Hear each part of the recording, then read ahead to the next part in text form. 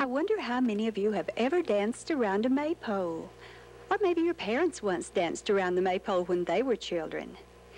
There are some similarities between this practice and a special celebration held each year in Sweden. Let me introduce you to my Swedish friend and see if he can tell us something about that special time. Hello, my name is Thomas Jansson and I'm from a Swedish town called Borlänge. In northern countries like Sweden, the winter nights are very long and dark, but in the summer the days are equal long and bright. In the mid-summer, in late June, we celebrate this special night when the days are as long as possible. And in Sweden, the night never really comes. We build a maypole. We cover it with flowers and leaves, and then we dance and sing around it. In Sweden, a song is called visa, and songs are called visor.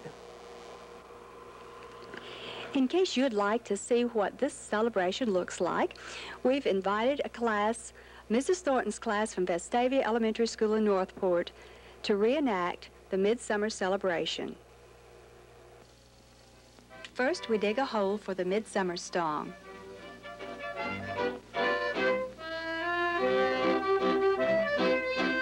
We gather vines and branches from the woods, and we hope we don't accidentally gather some poison ivy.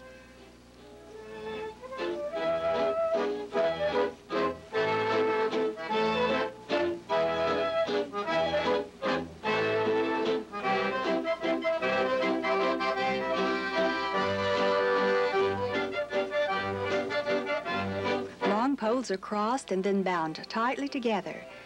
They are tied from several different angles to make the cross piece sturdy.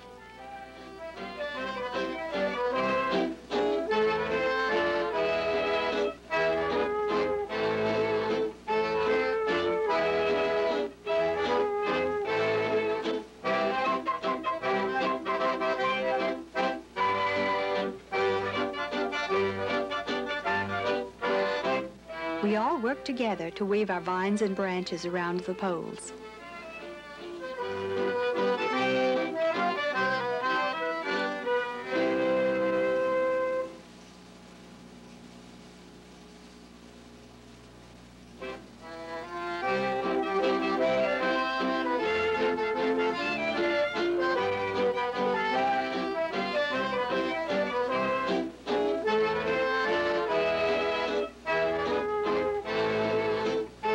Flowers are gathered and interwoven with the vines and branches.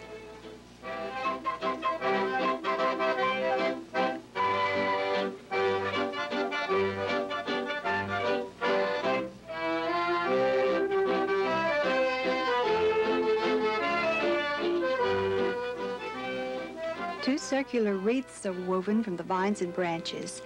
They will hang from either end of a horizontal cross piece.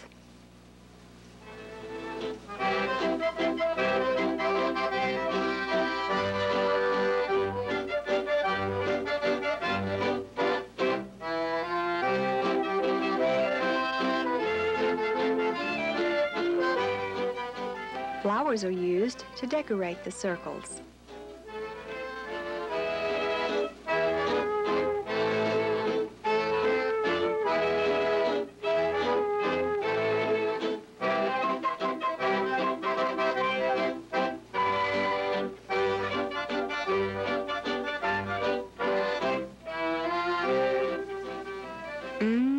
Honeysuckle nectar tastes so good. The circles are tied on either end of the midsummer stong. Now the bottom of the midsummer stong is placed in the hole and the midsummer stong is raised vertically.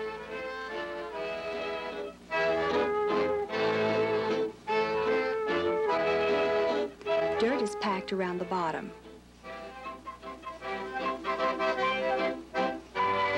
Now it's time for the dance. Operation, Raven Oscar, Operation, for your glow, for your glow, att sjunga flickor i spisa. Sen jag går flickor i får dig gå, att får dig sitta, att får dig stå, for your glow. Sunga flick corners visa. Raven Oscar over Eason, Raven Oscar over Eason. For your glove, for your glove, I'll Sunga for Kiernes visa. Say harbor for Kiernes for the cow, one for the sita, or for the star. For your glove, for your glove, I'll Sunga for Kiernes visa.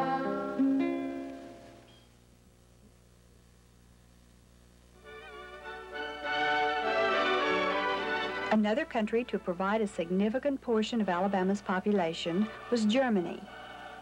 Two of the towns in Alabama that were primarily settled by the Germans are Alberta and Cullman.